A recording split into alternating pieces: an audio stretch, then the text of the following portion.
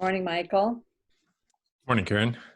Today we are going to explore truth and meaning through the lens of C.S. Lewis's essay, The Weight of Glory. And for those who are watching, if you like this content, click the like button, subscribe, tap the notification bell, whatever you can do to help us stay online. We'd appreciate that. So Michael, you picked this as our topic today, so I'm assuming you had some reason for it, and I'd like you to start for us. Yeah, I think this essay just it pulls together quite a bit of threads. I mean, what initially got me thinking about this was I'm involved in a men's group every Wednesday night, and we've been going through the book of John lately. And last week we went through John chapter 17, where Jesus prays his famous priestly prayer to the Father, on behalf of his disciples and the church to follow after them. And one of the things that keeps coming up in that passage is this word glory. And so it just got me thinking about what does that actually mean? And that brought me to C.S. Lewis, because he has this famous essay called actually it's a sermon that he delivered that eventually got reprinted as an essay called The Weight of Glory. And what conclusion did you come to? I don't know that I have. I think this is one of those words that's very expansive. C.S. Lewis, I think, has some good kind of signposts for how we might think about it. Mm-hmm. And the big one he has is glory as this idea of being known by God. Mm-hmm. Yeah, that was a thing that I narrowed down to as well. Along the way with his signposts, he comes up with some extraordinary ideas that, and he's so good at kind of tackling us where we live and pulling out the little threads of what it is that makes us human and what it is that we're drawn to and what it is that we run from. And so I really appreciated a lot of that. I'd like to throw in here something that we've been talking with Luke about on Voxer, and that is the I don't want to say the relative importance of, but the place of truth and love. And and I was also thinking about meaning as being part of that, because Luke had watched this video of Jonathan Peugeot saying that love comes before truth, that love is the overarching connection, that love is what connects the unity and the multiplicity. So without love, there can be no being. And so I kind of think that all fits in here too, because love is at the core of everything that Lewis is talking about when he's talking about the weight of glory. The weight of glory comes from that verse in 2 Corinthians 4:17, which I don't have access to right at this moment, but anybody wants to look it up, they can. That's where it's in the scripture, it's talking about the weight of glory. One of the things I thought was really interesting at the start of his sermon, he says that there's been a big change in his lifetime. Well, actually, before his lifetime, but over the past 100 years, say, where people began substituting the highest goal as being unselfishness rather than the highest goal being love. And I thought that was really interesting that he was saying unselfishness is a negative term being substituted for a positive. That unselfishness has more to do with my abstinence. If I deny myself something, that gives me some moral standing rather than that I give love to another to benefit them, which would not have anything to do with my moral standing. So I thought that was a very interesting way of approaching it, because it all comes down to this. He brings it all down to the term desire. Did that strike you at all, where he's talking about desire there? Yeah. Well, and I think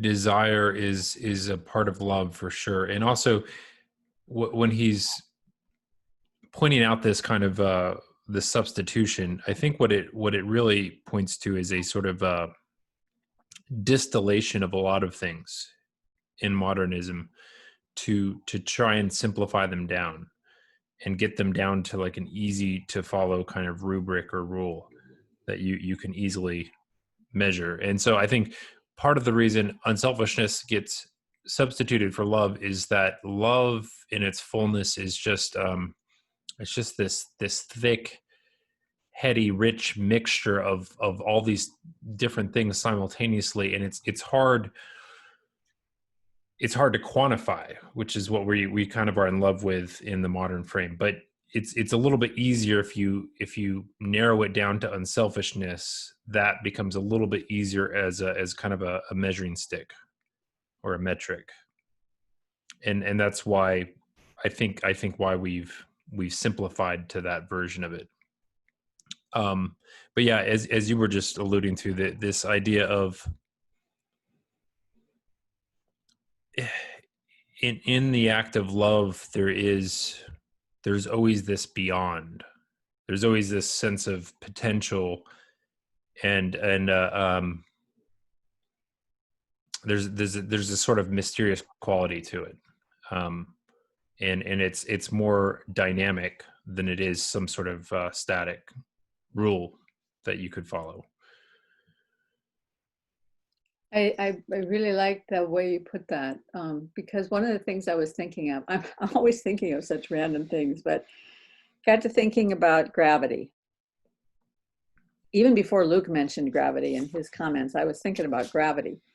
And I was thinking about, because nobody really knows what gravity is. They can measure the speed at which something falls, but they still haven't really figured out what gravity is. But I was thinking about how everything has a center. And in the worldly sense, we seem to always be drawn towards the center. But in a spiritual sense, the center of being, even outside of our earthly reality, the center of being is God. And so if we are in a spiritual sense being drawn towards that center, the passage on the Way to Glory talks about how our bodies are wasting away, but our spirits are always being drawn to that heavenly place.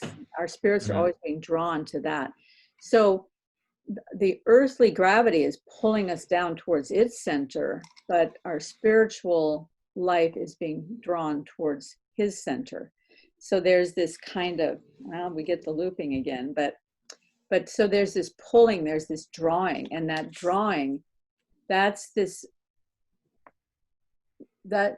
desire that gets awakened more and more and more as we are obedient.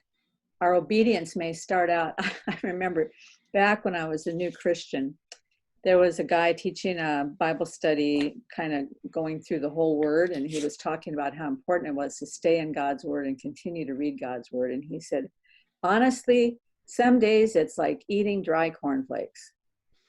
But he said other days it's like eating peaches and cream. So he said, some days you just have to get through the dry cornflakes so you can get to the place where you get the peaches and cream, which is very much the same image that C.S. Lewis is talking about here when he talks about a young boy having to learn his Greek. When he's first starting to learn the Greek, it's very dry and elemental and boring. But if he can get past that to the place where the Greek allows him to read those things that come alive to him and, ramp up his imagination and give him all sorts of joy and pleasure, then as he gets closer to that goal, the desire in him grows more and more to get better and better at Greek so that he can have that treasure that's waiting for him. And I think that's the way obedience works in us too, is that we get drawn more and more towards that goal, that love that is waiting for us, that ultimately is going to know us. Yeah, and there's something about the process that it deepens and enriches the whole thing. There's and because you could think about why is it that why didn't a perfect, loving, good God just create this sort of perfection from the get-go? Why is everything in this sort of process? But I think, you know, in the transformational moments of our lives, we can see that they have these long roots into the past. Whereas if you didn't have ingredient X and Y and Z before this, that the crescendo of things that makes the moments of beauty and revelation kind of crystallized into something, you know, that is really transcendent, you know, in your own life, at least within your own story. It always has this sort of thread that winds its way through your whole life, and those are the things which really are great. Yeah, and you know, I think there was a quote from a Terrence Malick film that was in that like Stories of Old video I sent you, where he was going through Malick's filmography, and this guy makes the quote. He says, maybe what hell is these sort of pieces of your life never coming together into a coherent whole, like them always kind of being cast apart. And I think that's something of what we experience in these sort of long processes of our lives, where that thread does actually come around, where it does seem to create some sort of whole, you know. And that's kind of the moments that we live for, where it seems like these little details of our past and things that we kind of overlooked, the day of small beginnings, let's say, they suddenly are kind of transported, and you suddenly see that they're all connected to where you are now and where you're going. While you were talking about that, I had one of those moments that you've mentioned in the past where all of a sudden you just want to cry. Because that picture of hell is, I mean, I know people for whom their threads of their life just don't fit together, and it's crushing to think about them having to go on that way into eternity, never having the threads of their life pulled together. Because when those things do happen, and you can begin to get a picture of that tapestry that's being woven through our life, and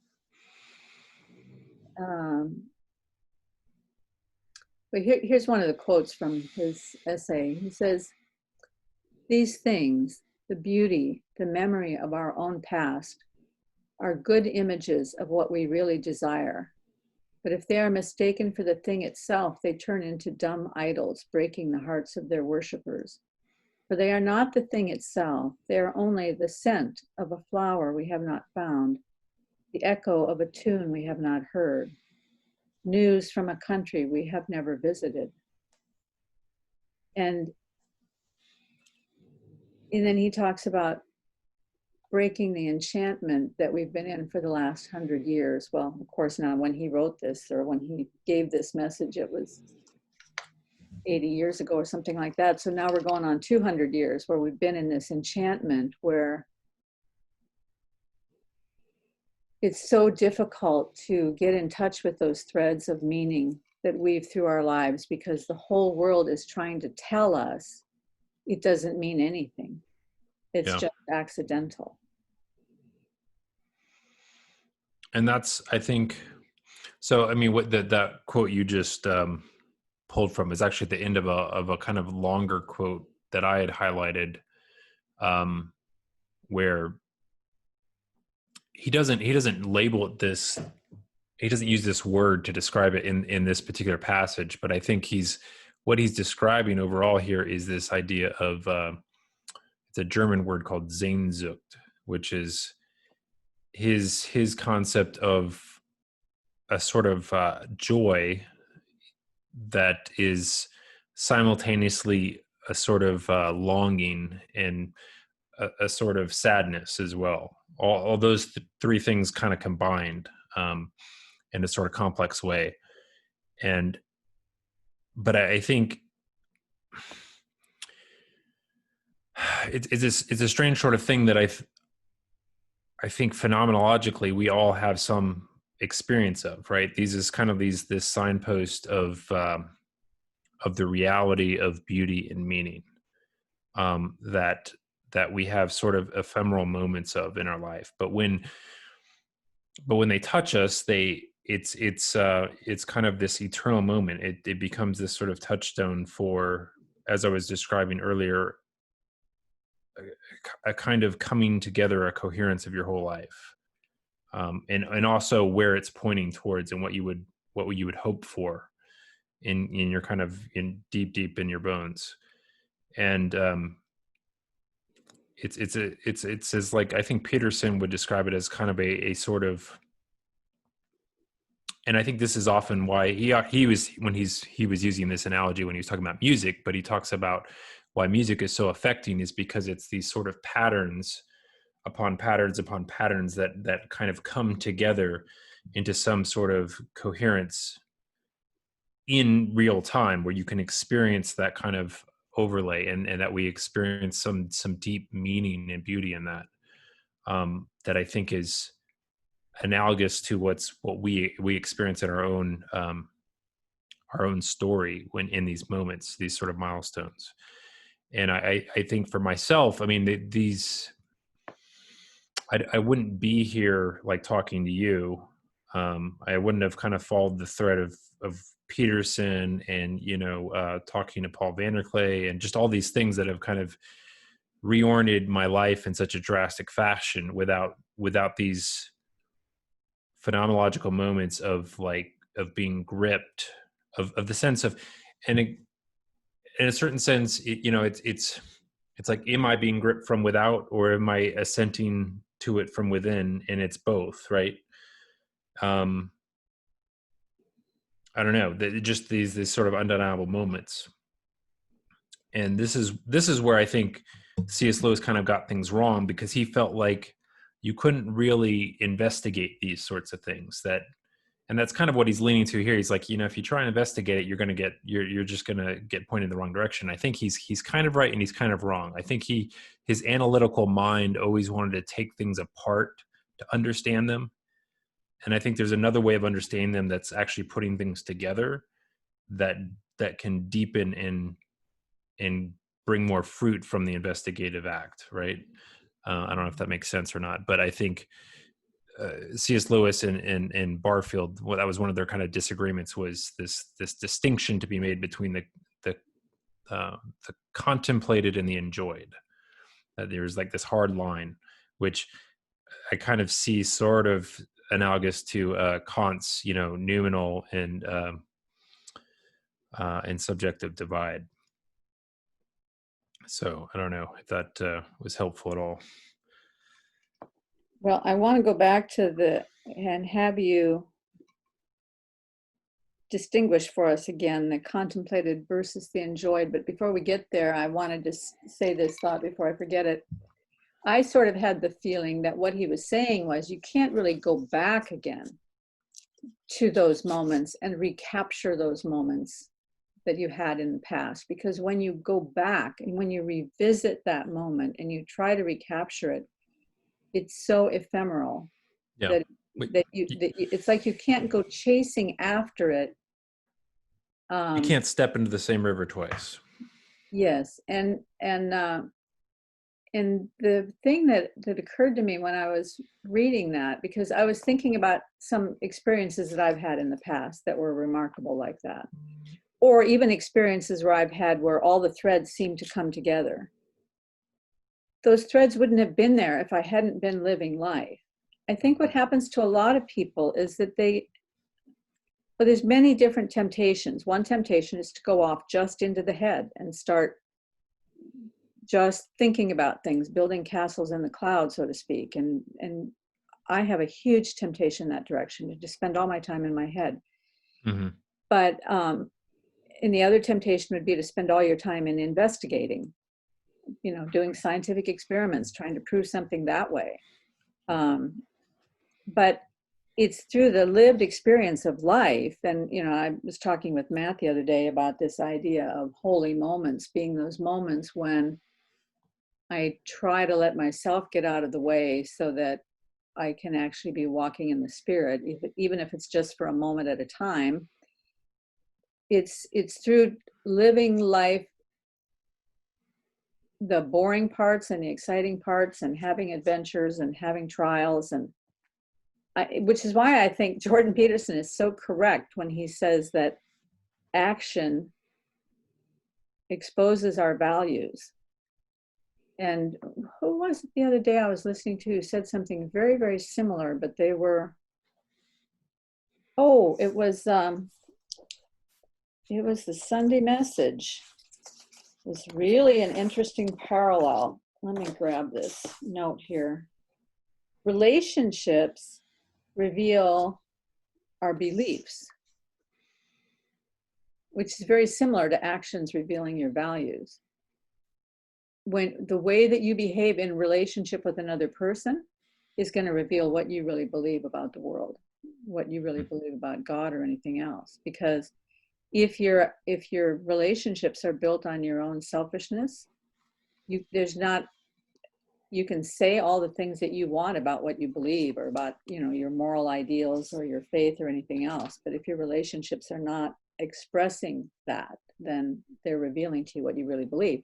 So if you ever want to really know what you believe, just take a look at how you're living. Take a look at what's going on in your life, Where does this fit in with what I say I believe? Right. And I got lost there. But anyway, go back to the difference between contemplated and enjoyed, because I kind of forgot what that definition was. Yeah, the Who big was on which difference. side? So the distinction is the contemplated is your kind of analytical thought, and the other side of that is this sort of joy, that this Sehnsucht that C.S. Lewis is describing, and he also goes into some further definition of in his work. Sorry, I just lost my train of thought. On Surprised by Joy, his autobiography, he kind of goes into a little bit further elaboration of this, and it's not unlike this. Well, it's kind of the same idea here, Maybe I'll go and read this quote a little bit more, where he talks about it's where he talks about this desire for this far off country, which we find in ourselves even now. He says, I am almost committing an indecency. I'm trying to rip open the inconsolable secret in each of you, the secret which hurts so much that you take your revenge on it by calling it names like nostalgia and romanticism and adolescence, the secret also which pierces with such sweetness that when in very intimate conversation the mention of it becomes imminent, we grow awkward and affect to laugh at ourselves, the secret we cannot hide and cannot tell, though we desire to do both. We cannot tell it because it is a desire for something which has never actually appeared in our experience. We cannot hide it because our experience is constantly suggesting it, and we portray ourselves like lovers at the mention of a name. Our commonest expedient is to call it beauty and behave as if that had settled the matter. And I think for Lewis, he had a sort of he was always around this, but he had a sort of difficulty coming into context with this thing, and I can very deeply identify with that myself, because I have the same sort of difficulty to come into relationship to that thing. And I think this is something C.S. Lewis had in his own life from certain traumas that he had in his past. You know, he lost his mom at a very young age, and had a sort of deep distrust in the nature of reality being something good. He'd also experienced kind of the horrors of World War One. You know, one of his best friends that died in World War One, and he'd made a pact with him to take care of his mother afterwards. And so I think he comes at it with this sort of something I'm sympathetic to, which is I'll trust this reality when I can analytically, with certainty, trust that it is real. And I'd say for myself, that's the same thing I come to it with every time too. And so even in those experiential moments, I kill them instantly when I go into a mode of being, of trying to understand it and kind of take it apart and be like, put it back together in some sort of analytic fashion. It just immediately kills it. It's like, okay, I'm not standing in the same place I was before as soon as I begin that process. And I think that's where his idea of this divide between the two comes in. Is his experience of that. But again, I think there is another means of using thought to explore these ideas that I've experienced that is a further deepening of it. That is still, and that's where this sort of fine line again that I was referring to earlier, where it's like, well, is this something that's coming from without or within? And I think in that you can kind of experience the sort of dance of it being both, right? Because like I said, you can make the choice to kind of end it by coming into this sort of skeptical, cynical mode of being, where you now are going to try and analytically, take these apart and understand it in detail, and immediately it's gone. But there's another sort of engagement with it that is still, I think, under your conscious voluntary control of where you're directing your thoughts, but it's not, it's a less cynical, it's a more vulnerable willingness to take on more of this sort of vista of beauty that you're engaging with. If that makes sense. Well, I wonder if it's a little bit connected to, let me explore something with you here. I may be a little bit off track, but let me just explore it with you for a minute. I was listening to this really interesting interview with Iris Murdoch, probably filmed in the 1970s, maybe. Very, very good British interviewer. And they were talking about what she saw as the difference between literature and philosophy, because she wrote novels and she was also a philosopher. And it broke down a little bit this way, that literature mystifies, philosophy clarifies.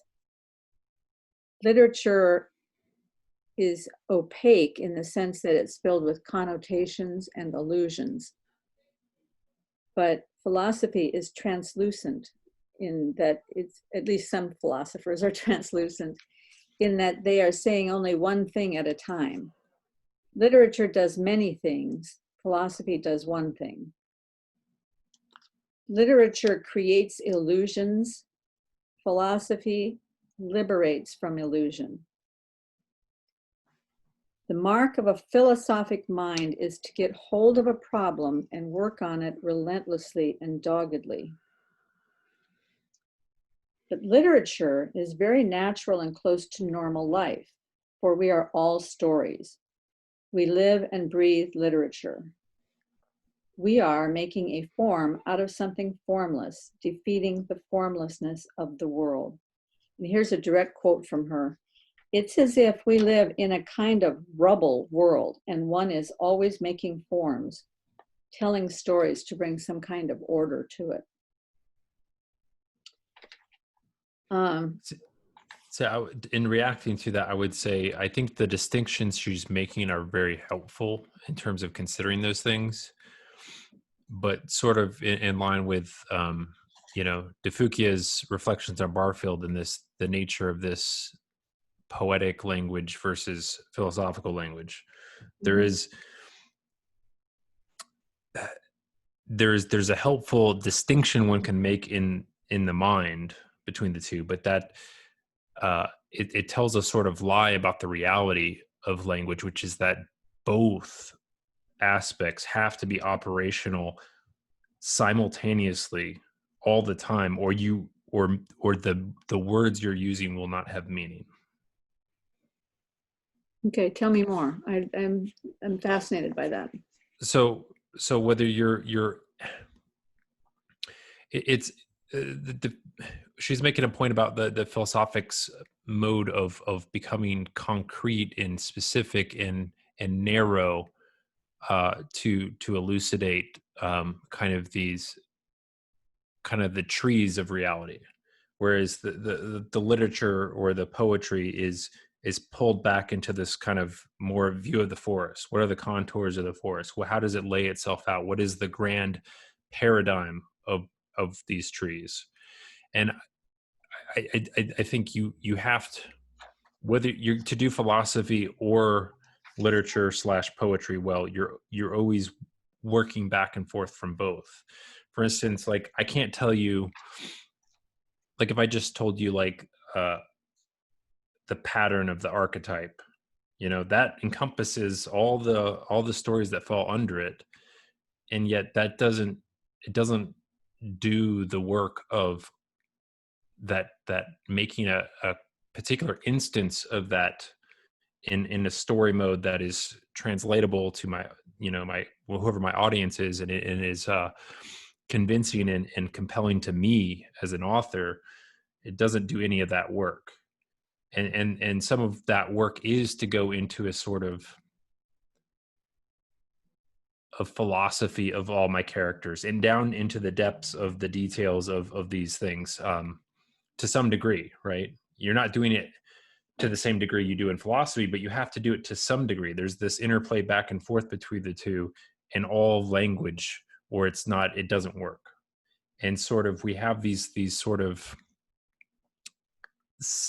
falsehoods of thinking that we do one or the other.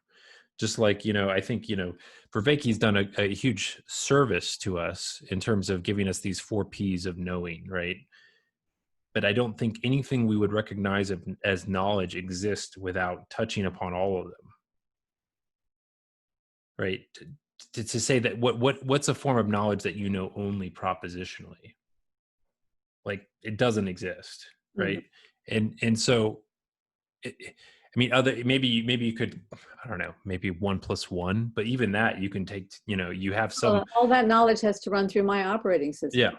Yeah. yeah, which comes from your experience of being a small child and having 2 apples, and so like it's yeah, I think these distinctions, they're helpful in a certain sense, but they're so misleading, uh, towards our final ends.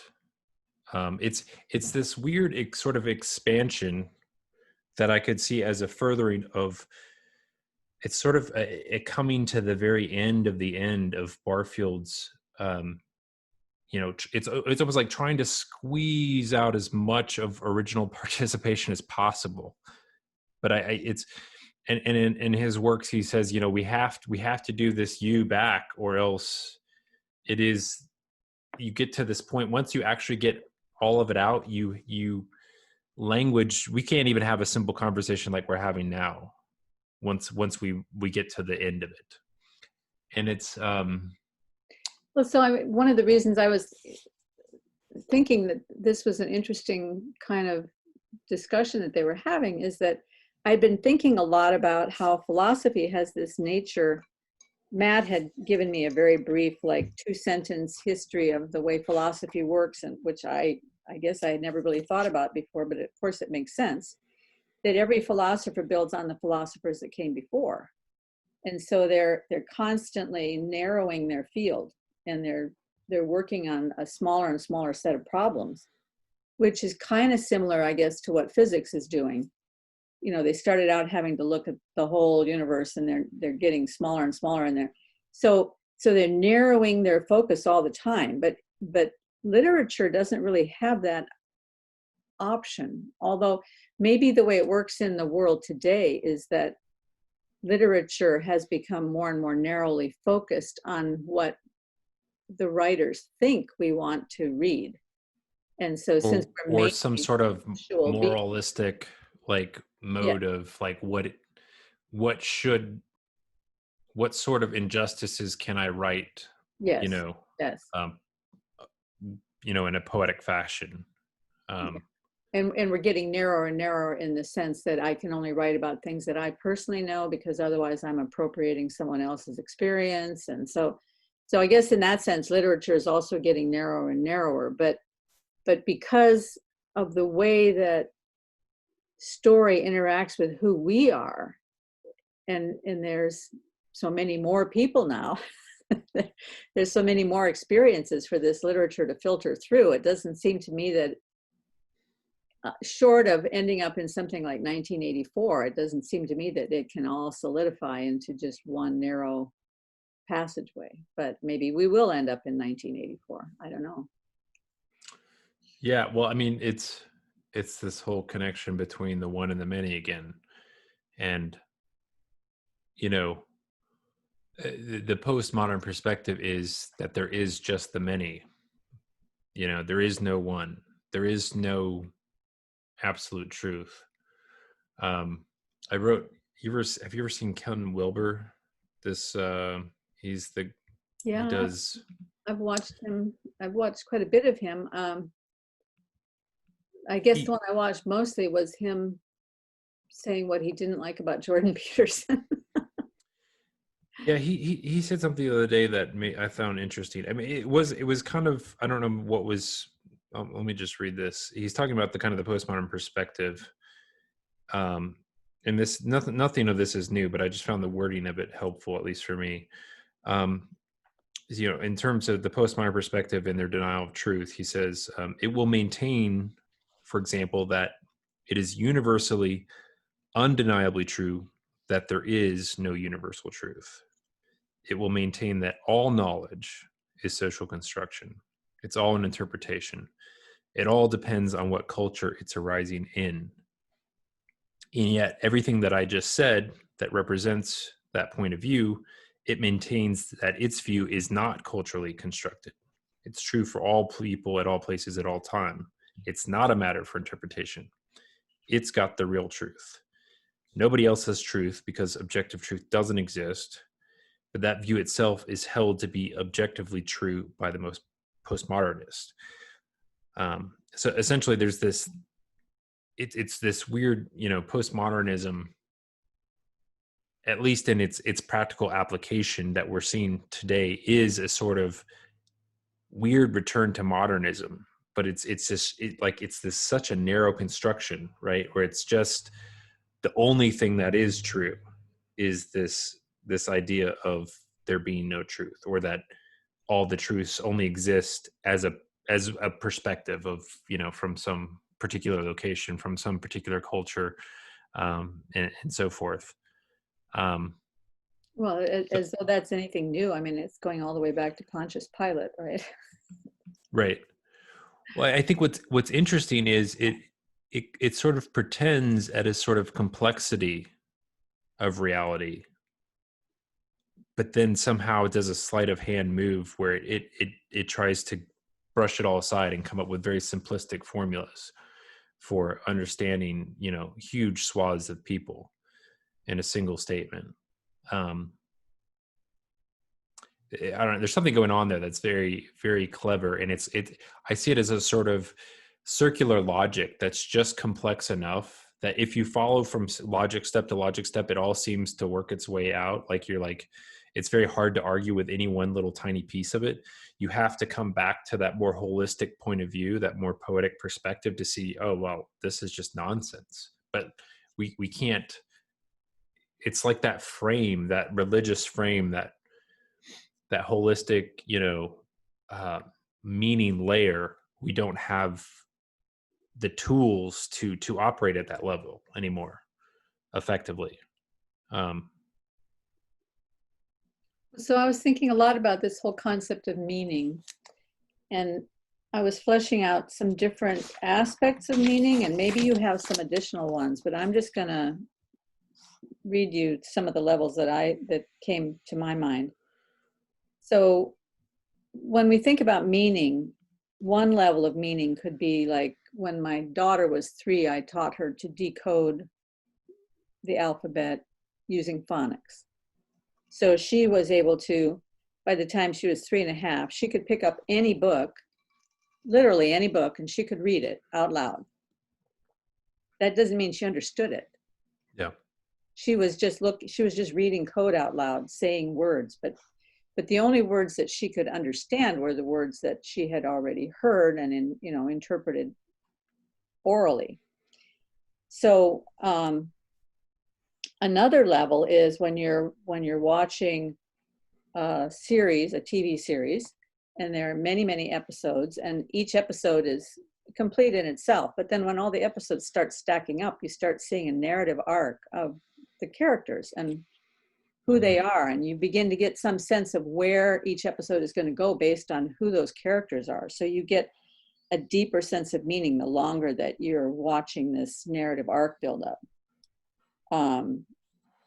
Another sense of meaning comes when an event occurs and you are only seeing the surface words and actions of all the participants, but you somehow grasp, and I don't know where that intuition comes from. Maybe it's a female thing, I don't know. You somehow grasp the deeper meaning of what's going on, even though all you're hearing are the surface words, right?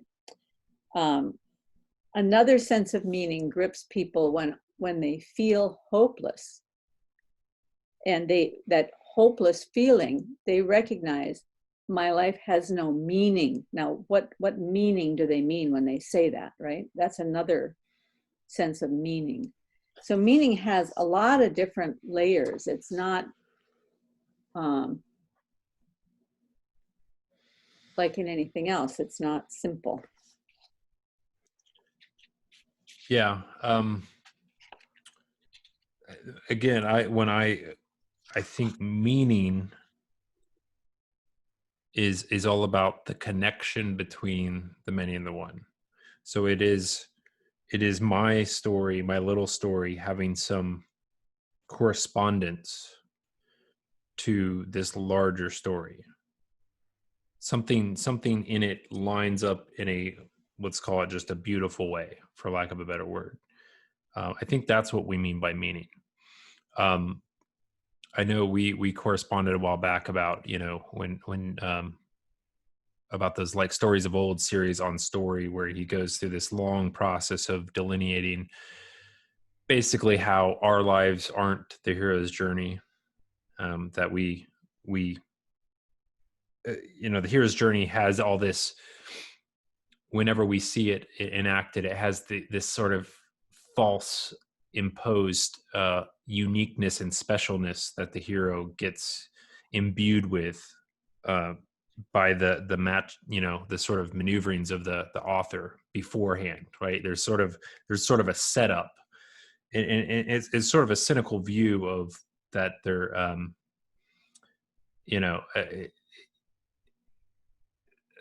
a sort of falseness to this, because that we don't experience this in our lives, and essentially he doesn't say this, but the implication obviously is that the story we all live in on our own doesn't have an author, that there is no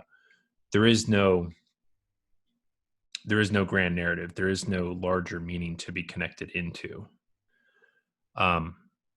and which I think I found so cynical. I actually posted on the guy's final video, because in the last 5 minutes of his final video, he makes this like dramatic turn with like stirring music to come in at the end and say, oh, well, actually, you can have meaning, but you get to generate it for yourself. You get to decide, I'm going to live the most beautiful life possible. I'm going to, it's just this sort of existentialist move where you kind of shake your fist at the heavens and you're like, you didn't give me meaning, but I'll make my own. And I kind of, in my comment, I was just saying, well, I think what only makes that shaking of the heavens move possible is this sort of myth of the modern individual, where we believe that we have a sort of disconnected identity from the rest of reality, that there is a sort of maybe I don't know if this is the right terminology, but that kind of secret sacred self of like of who I am, that's completely disconnected from anything else and all things and all people, and it's just on the interior of me. And I think as soon as you accept that move, you're kind of in a trap, because now you get to have meaning, but it exists only within the claustrophobic confines of your own human skull. And if you have a bad day, or like you get a concussion and that skull isn't working too well, you're really screwed, because that's all you got going for you. It's just up here. It doesn't exist anywhere else. It's ultimately very nihilistic, right? Because there is it ultimately sunders, just like Kant's move, of the division between the noumenal and the phenomenal. It sunders you from any hope of ever really having meaning as soon as you accept it. And so it gets you, it's a temptation to go build your life on sand, to not try and live in any larger meaning. And the point I tried to bring him back to is like, the reason we find this beauty in the hero's journey, the reason it calls out to us with such, why we become so raptured by it every time we witness it, like almost helplessly, is because the hard truth the hero's journey speaks to is that the way the meaning of your life connects to this larger meaning is always, always, always through some sort of self-sacrifice. It's always some sort of like painful process one has to undergo, some price you have to pay to become, so that you become reconfigured in such a way that there is some coherence between your story and the larger story. And something in that always rings true to us. We know it when we see it, there's something true there. Whether we have, philosophically discarded those ideas or not, it still like kind of hits home. Well, it's those moves that allow deeper and deeper places to be carved out inside of us, so that there's more and more room inside of us for the Lord to inhabit. If I'm full of myself, there's no room for anybody else. So sometimes that emptying can happen voluntarily. I can empty myself of myself voluntarily, but that's pretty rare. Most of that emptying happens when there's a lot of carving taking place, and that carving is quite often quite painful. Yeah, I would say be more like, I don't think there's any change without pain, ever, of any kind. Do you think that's the main? Do you think that's the main reason that people choose nihilism? Well, okay, I see several possibilities here. One of them would be that decision not to be willing to sacrifice, because why should I? Who are Yeah, you to tell me I should if sacrifice? nature is, if the reality of being isn't ultimately good, why put my own skin into the game if I'm Yeah, not going to get a even return? if there is a God, he made a crappy world, and why should I do anything that he says? And I've heard people say that. Another one is that even if there's a slight temptation to believe that there might be an infinite being that is at the back of all of this, the thought of being known by him is probably the most fearful thing that there can be, because even really being known by another person is a very, very fearful place to be. And yet, as C.S. Lewis reminds us, there is in all of us this deep longing to be known by someone and still accepted by them. That is the deepest longing of our hearts. So it's the most feared and the most desired. Yeah. I'll just quote C.S. Lewis real quick. He talks about that. He says, to please God, to be a real ingredient in the divine happiness, to be loved by God, not merely pitied, but delighted in as an artist delights in his work or a father in a son. It seems impossible, a weight or burden of glory, which our thoughts can hardly sustain, but so it is. And I think it's great there, the language, because it's simultaneously this wonderful thing, but it is this weight, Mm-hmm. and I think Jordan Peterson in his best moments kind of points to this as well, this sort of weight of the responsibility of the idea that our actions really have import and significance of a sort of eternal nature, that there's sort of ripples from all our decisions, even the decisions we make about what to think about, that those kind of ripple out, that whether I choose to say this word or not has these sort of eternal consequences. It's such a weight. And why wouldn't you, if you were worried that the work wasn't going to have some sort of return on it, why wouldn't you want to be disposed of that way? I think that's where the nihilism comes in. Well, and it kind of goes back to where he's talking about glory, that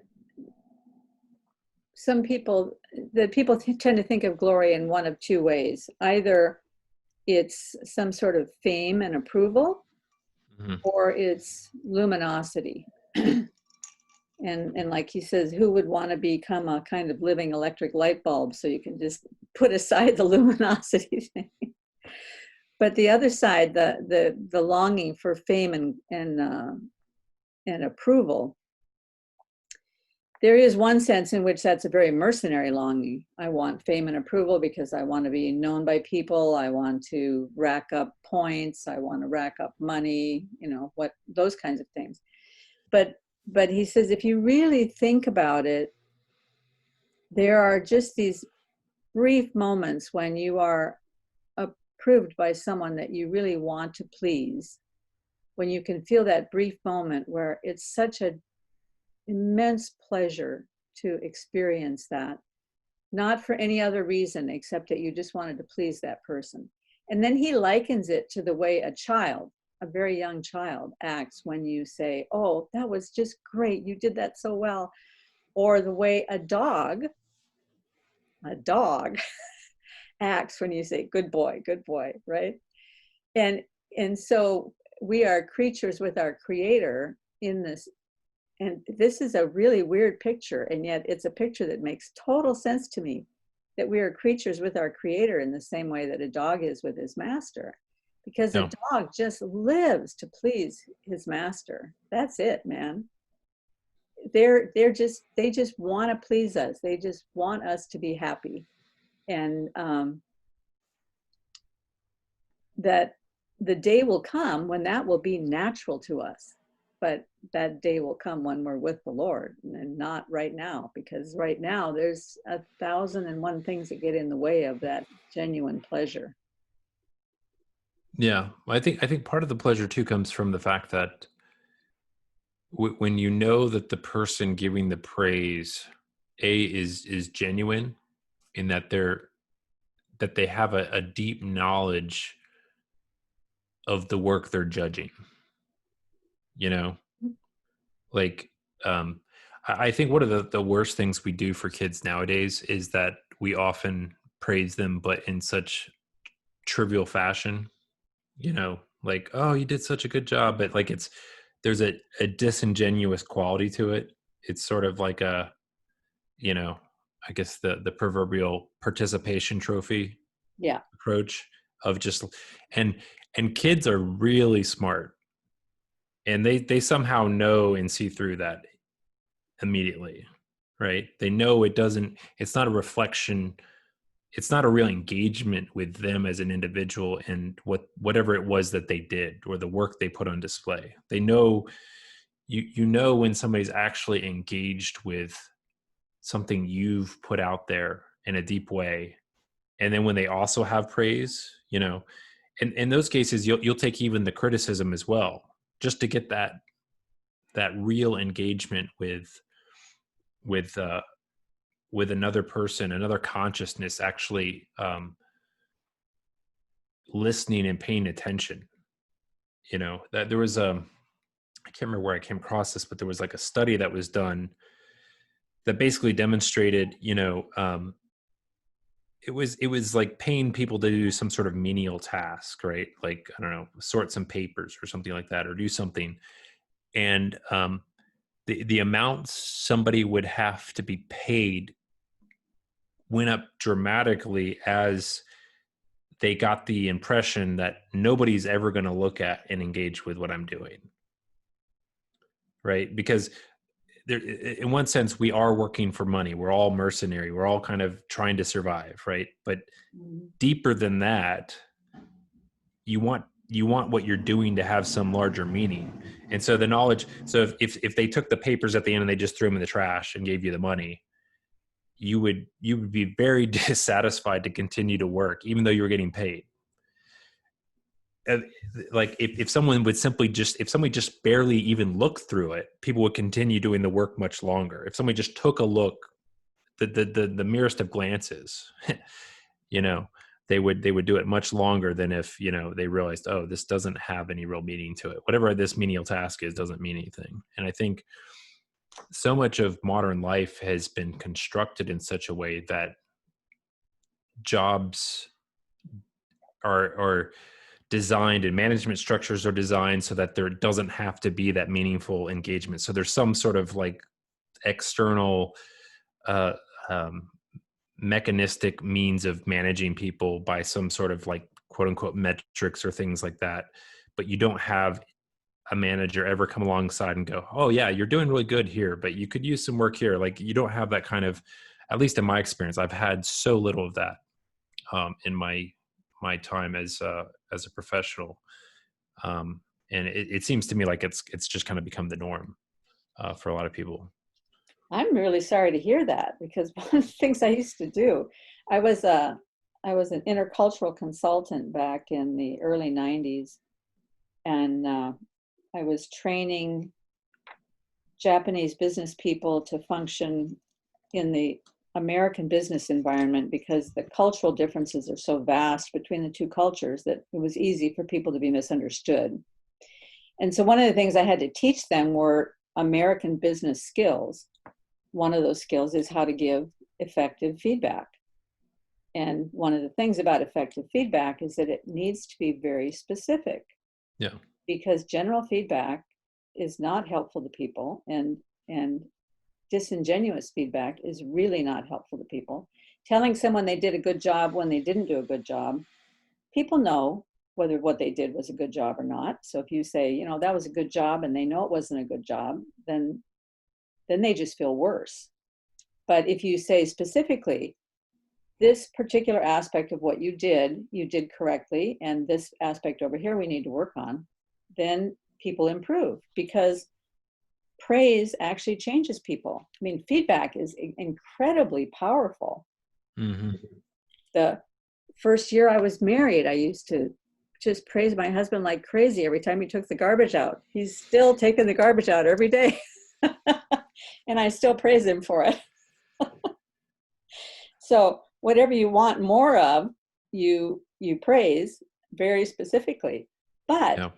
that's another reason why we don't really receive feedback very well, because we know people can use it to manipulate us.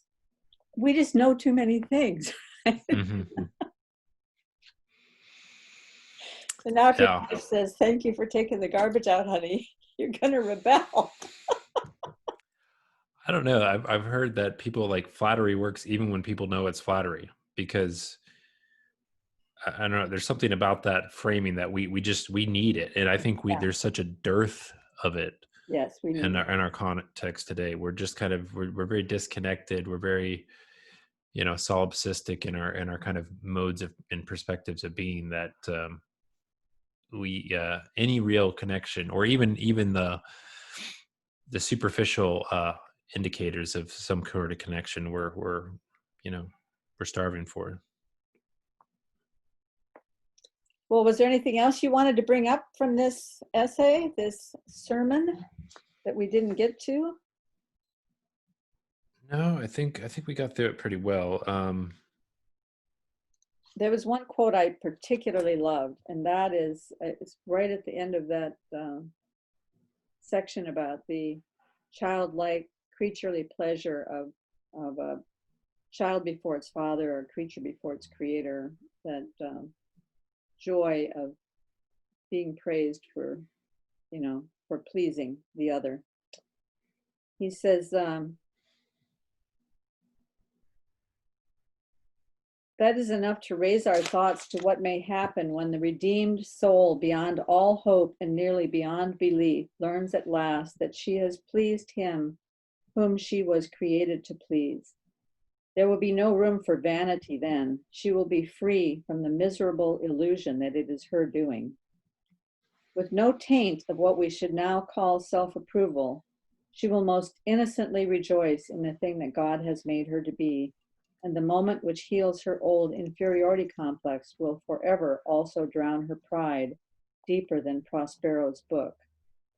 Perfect humility dispenses with modesty. I thought that last sentence was just amazing. Perfect humility dispenses with modesty. Because it will take us back to the garden, right? I mean, in the garden, there was no need for modesty because all that we were was already laid bare to God. And yet we were accepted, and yet we knew we were accepted. And so that love was a constant connection. Perfect humility dispenses with modesty. Somewhere else he says, I don't know where he said this, but he said, our desire is not only to see glory, but to participate in the glory we see.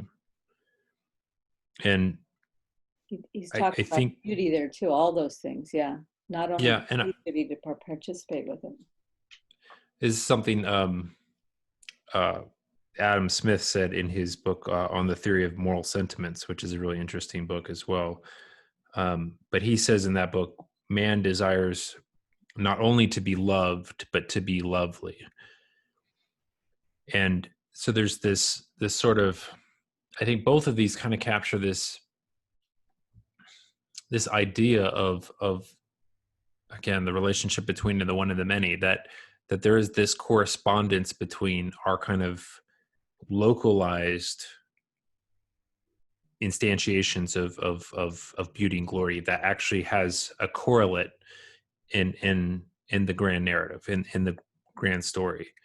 And I think what we lack today, and why it is so ephemeral, these moments, is in some sense because we have such a sort of sickness, as C.S. Lewis puts it, of worldliness, that we don't believe that connection is possible. And it's built into our philosophy. It's in the soup we swim in a deep way. And so it becomes really difficult to overcome, that where he talks about, do you think I'm trying to weave a spell? Perhaps I am, but remember, spells aren't just to lay you under enchantments, they're also to break them. Mm-hmm. And that we need this sort of breaking of this modern enchantment of our disconnection from reality, that we exist in this sort of solipsistic mode of the individual, that's a real reality. We experience that reality as a truth. And I think it's a deep manufacturing of the modern mind that is in fact a lie. This kind of takes us back to the beginning where we were talking about the divide between love and truth. And this is one of the reasons I would love to see Chloe Valdery have a conversation with Jordan Peterson, because she has read enough Jordan Peterson that she understands the archetypal narratives that he's laying out, and she thinks that they're immensely useful. And she's developed her theory of enchantment training program. I think she developed that separate from her reading of Jordan Peterson, but then after she started reading Jordan Peterson, she saw how it all fit together. But for her, the top of the hierarchy is love, where for Jordan Peterson, and that's what she teaches in the theory of enchantment, but for Jordan Peterson, the top of the hierarchy is truth. And you never hear, I don't think I ever hear Jordan talking about love. Does he ever talk about love? He does. He does? It is kind of peripheral for him, though. Yeah. He talks about it more in terms of like the psychology of falling in love and how that. Well, that's just one tiny aspect of love. Yeah, agreed. I don't think he talks about it in terms of a sort of transcendental. Yeah. Well, so she's trying to say that the only way out of our current predicament is if we all learn to love one another. And that's what she's trying to, she thinks that you can train people to love one another using this theory. Now, I don't know. Seems like if it was that easy, maybe it would have been done before. I do think she's right in terms of there is a set of cognitive skills that potentially we've lost, or that we've, again, I think these sort of what I was describing earlier in terms of the manufacturing of the modern mind, and these sort of myths that we experience as truths. They're very sharp, and they have these means of kind of disconnecting things and kind of cutting things off from one another into these little, in my own life, I experience it as these kind of like, even when I've made the turn back to becoming like trying to have a more a life imbued with faith and love and all those things, I still would consistently run into these little, like, like containers of my life, these little kind of disconnected boxes where within that little frame of my life, I would treat it as if it was still, I was still in this kind of default nihilistic mode. And this sort of imagining that I could disconnect these parts of my life, and set them aside, and they would kind of be these little, I think that that sort of, I don't know, it's a weird sort of thing that I find is a common thread with a lot of people. And what we're needing again is this sort of capacity to experience ourselves as a connected whole. There's an old pamphlet that used to be making the rounds in the Christian community, I don't know, 40 years ago maybe. And he was talking about how there's many rooms in my house, and when I invite the Lord to come into my house, I just shut off a few of the doors, right? And he comes in, and that's perfectly okay. You can start remodeling me, go for the remodel. And you start letting him remodel you, but you keep those doors tightly closed because, just don't go there and don't go there, You can have all the rest of me, just don't be going into those rooms. And I think C.S. Lewis actually has an essay about that too, where he talks about when God begins transformation, it's not some tidy little remodel that's confined to just dolling things up. It's ripping out the roots and Yeah, going for the total transformation. It's just so funny though, because we these sort of mental models that allow us to divide things so easily, they came about as tools, right, to help us see the world more clearly, to kind of, just like a telescope, or a microscope, to kind of hone in on a certain area and become so much more intimately familiar with it by temporarily suspending, everything else, and kind of being, but somehow that tool, the distinction we made in our mind, we somehow came to believe it was reflective of reality itself. It's amazing that could happen, but it shows the ways in which, both as Barfield points out, consciousness evolves, and also the ways in which we all the time are sort of infecting each other with each other's consciousness, right? Like the way I'm seeing the world now is sort of nudging you in a certain direction, right? Like as iron sharpens iron, so one man sharpens another. We're all kind of doing that to each other. And that's where these collective representations arise from that. So that when I use a certain word, if my meaning of it is off from yours, you catch on to that very quickly. You're like, oh, Michael thinks this word means this. Maybe it actually really means more like that. And you do that 100 times and you're like, well, that word actually means this. It doesn't mean what I thought it meant. And so we don't realize kind of all these interactions, the way we've been shaped into this weird, very strange, disconnected thinking structure. It's just So that's one of the reasons I thought was so interesting when he's talking about how the scripture has many different symbols to point us to this truth rather than just one symbol. Because if it was just one symbol, we could find ourselves wandering off into this thing where we kind of crystallize around this one idea, and we can let it really damage our understanding. But when there's many different symbols and we have to deal with all the different symbols in scripture, instead of just taking one verse, we take the whole thing together, then we have to contend with all of it when we're building the picture, because we have such a temptation always to do that. Here are the 5 that he brought up. I don't know how much time you have. If we have a few more minutes, I can. Sure.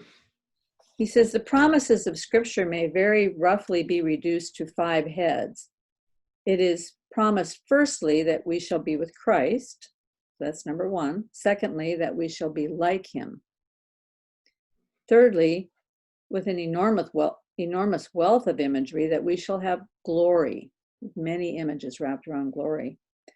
Fourthly, that we shall, in some sense, be fed or feasted or entertained. And finally, the 5th one, we shall have some sort of official position in the universe, ruling cities, judging angels, being pillars of God's temple. The first question I ask about these promises is why any of them except the first? Can anything be added to the conception of being with Christ? For it must be true, as the old writer says, that he who has God and everything else has no more than he who has God only. I think the answer turns again on the nature of symbols. And then he goes into this idea that we need more than one symbol because it's such a complex promise. I think this is why we are so open to deception today, because we used to have such a complex interweb of knowing from so many different angles, right? So it was very hard. It was much harder to deceive us about kind of the ontological depths of what it meant to be a human. Like you couldn't really twist that because we had so many different ways of penetrating those ideas that were kind of built into us. And now it's been reduced to this sort of, desiccated and abandoned set of ideas that you're either right or wrong about, but they're just like this sort of dead structure, right? It's not something that we have a sort of experiential embodied sense of what they are. And so I think, or at least for some people, a lot of people, I would say that's the kind of their experience with these things. And so, like you ask somebody today about why they believe X, and oftentimes it's, well, I saw a headline, from the New York Times or from X, and they're a trusted institution and blah, blah, blah. And so there's this sort of very thin sense of what is important to know is kind of become magnified or multiplied, so that the things you're expected to know as a human being, to be like, an adult, that's you're kind of expected to have this very kind of cosmopolitan view, an opinion on everything, and you don't really have enough time to form sophisticated opinions on those things. So you just kind of borrow them from little snippets and fragments from public discourse is large, or social media, or like like I was mentioning, a headline from a newspaper, and you're kind of skimming of the article underneath the headline, but really all that make the impression was the headline itself. We kind of cobbled together this very disconnected identity, and this is something Luke would have a lot more to speak on too, that he thinks a lot of our identity gets formed around how closely we can make our kind of propositional thought structures aligned to some sort of whatever golden image it is within our tribe, whether that's the Christian Protestant evangelical golden image for what that thought structure should look like, or the the woke progressive left, and the sorts of things that they're on board with. But it's this weird sort of identity that's disconnected from action. It's about as long as you can say that the right words, as long as you can make your identity and your thought structures align with whatever the this golden image is within your tribe, you're accepted. And that's the high point of where it used to be. We had a very nuanced way of testing leaders, right? We could tell when a leader had had some sort of skin in the game. They had self-sacrificed so much that was in alignment with an idea that we knew it actually they embodied it in some way. Now it's just like what you say is really the end all and be all. So it's just very the other reason it's so easy to get canceled by those sets of ideas, if you wander out of the frame of the golden image of your tribe, because that's the only identification that you have anymore with your tribe. Where in the old days, let's say 1,000 years ago, even 500 years ago, I don't know, maybe even 300 years ago, you didn't go to the supermarket and buy a lovely plastic wrapped package of green beans and a plastic wrapped package of chicken and take it home and cook it on your fine gas stove with your copper pans and all that kind of thing.